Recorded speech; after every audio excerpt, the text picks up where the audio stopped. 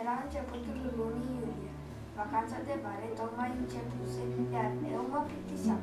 Mama îmi spunea mereu că pentru a-mi îmbogăți vocabularul trebuie să citesc, dar pe mine nu mă prea încânta ideea. Într-o zi m-am decis să merg la bibliotecă. Ajuns acolo, doamna bibliotecară m-a întrebat ce cărți aș vrea să citesc. Ea mi-a recomandat amintiri din copilărie de Ion Creangă.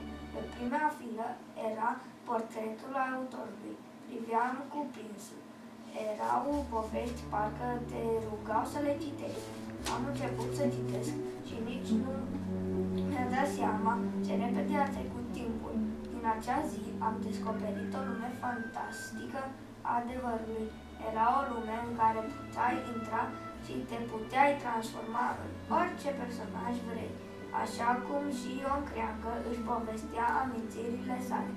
Lumea cărților este o lume frumoasă, în care poți să evadezi ori de câte ori vrei. Dacă ești trist, citește o carte. Fii tu personajul principal și vei vedea că te vei simți mult mai bine. Lunile au trecut, iar vacanța este pe sfârșit. Aceasta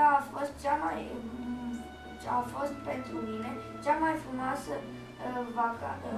Eu am descoperit ceva nou, lumea cărților.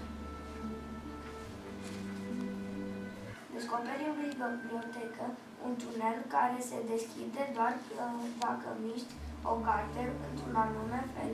Tunelul te duce către un regat, unde regele este o carte, iar toți slujitorii săi sunt doar foi de hârtie.